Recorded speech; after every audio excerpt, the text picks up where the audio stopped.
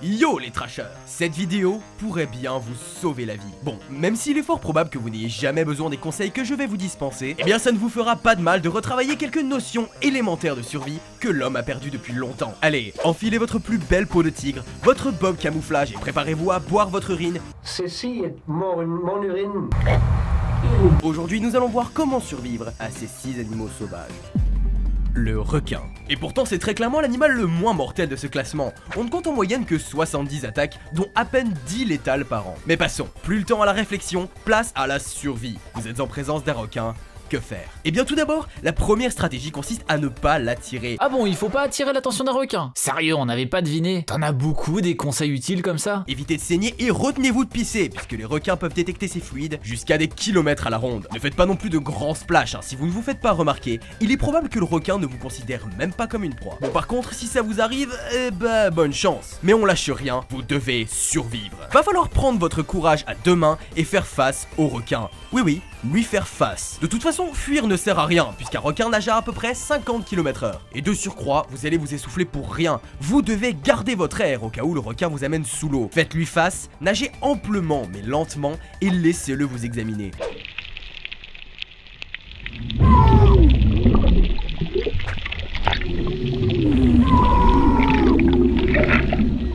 S'il vous mord, allez-y en mode full Jojo dans les yeux ou les branchies, qui sont les seules zones sensibles.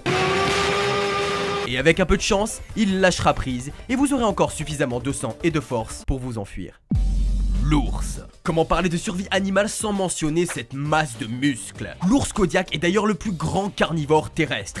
Inutile de préciser qu'une confrontation face à un animal de cette trempe peut très mal se terminer pour vous. Alors il y a 3 cas de figure. Si vous voyez un ours et qu'il ne vous a pas vu, déjà vous avez une grosse chance, reculez prudemment sans faire de bruit et éloignez-vous sans le quitter des yeux et sans courir brusquement.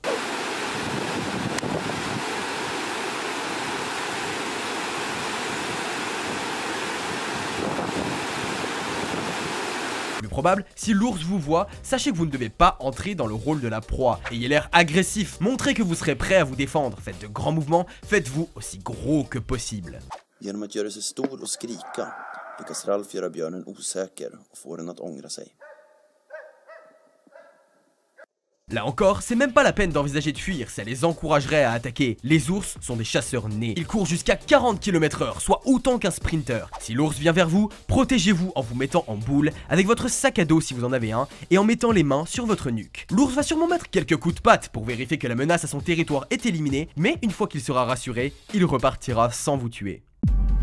Le gorille. Le roi de la jungle porte bien son nom. Le gorille à dos d'argent et ses 300 kg de muscles peuvent facilement éclater le plus puissant des humains. Ses larges poings visent en priorité les côtes et le torse, vous démolissant littéralement la cage thoracique. Heureusement pour vous, le gorille vit dans un semblant de société hiérarchisée. Par conséquent, celui-ci sera sensible à votre soumission. Si vous sentez l'hostilité de la part d'un gorille, crois-moi vous la sentirez,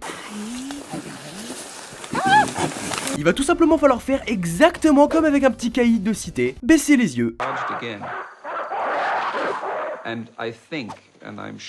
Alors ne faites surtout pas comme avec l'ours, n'essayez pas de l'intimider ou de le faire douter, vous ne récolterez qu'un coup de poing astral en plein dans les canines. Et exactement comme pour l'ours, s'ils attaquent, protégez vos espaces vitaux. Ceux-ci vont frapper un peu pour vérifier que vous n'êtes pas un danger, mais ils n'insisteront pas, puisque contrairement aux espèces précédentes, il n'a pas d'instinct de prédation, puisqu'il ne chasse pas pour se nourrir. L'hippopotame. Alors j'en entends déjà certains parmi vous. Bah mais les hippopotames c'est sympa, c'est gentil, pourquoi je devrais savoir survivre? Mais mon pote, l'hippopotame, il est tout sauf chill. L'hippopotame, il te nique ta race.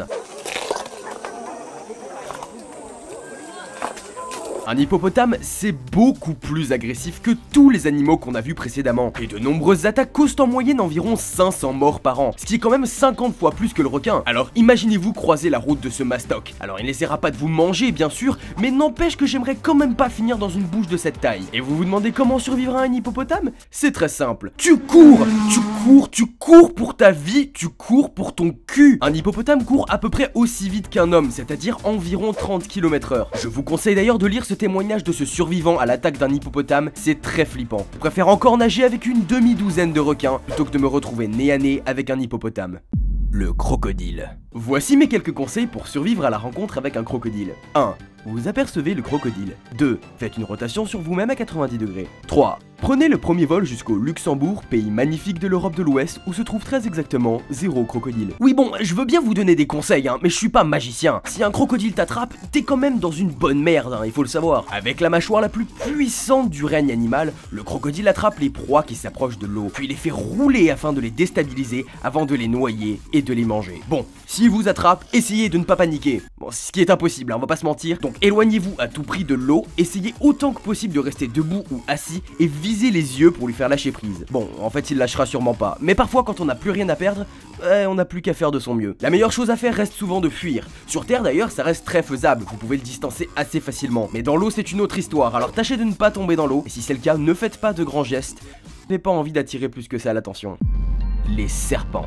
Alors, on va pas y passer par 4 chemins et on va tout de suite péter un mythe qui persiste depuis beaucoup trop longtemps. Non, aspirer le venin d'une morsure de serpent n'est pas une bonne technique. C'est juste un bon moyen de mettre une deuxième personne en danger, alors que, je le rappelle, la première était déjà bien dans la merde. Car le puissant venin va inévitablement se mélanger à la salive et rentrer dans l'organisme, ce qui peut provoquer un choc anaphylactique. Et voilà, vous vouliez passer pour un héros et vous mourrez comme une merde. La meilleure chose à faire s'il y a des serpents dans le coin, c'est de frapper des grands coups au sol. Les serpents ressentent très bien les vibrations et vont fuir en les sentant. La plupart du temps, les serpents attaquent parce qu'ils se sentent surpris et doivent se défendre. Et pour remédier à ça, faites savoir à tous les serpents du coin que vous êtes là. Bon, par contre, ça peut poser un souci s'il y a d'autres animaux dangereux dans le coin. Bien qu'aujourd'hui, l'homme moderne n'est plus confronté au moindre autre prédateur depuis des siècles, il garde encore en lui une peur viscérale et tout à fait naturelle des autres puissances de la nature. Et même s'il est bon de se rappeler comment se comporter de manière adaptée en cas de rencontre hostile, eh bien il ne faut pas pour autant devenir parano. La meilleure des préventions, ça reste le respect de ces animaux, et l'idée que parfois, il faut simplement admettre que l'on ne doit pas tout dominer,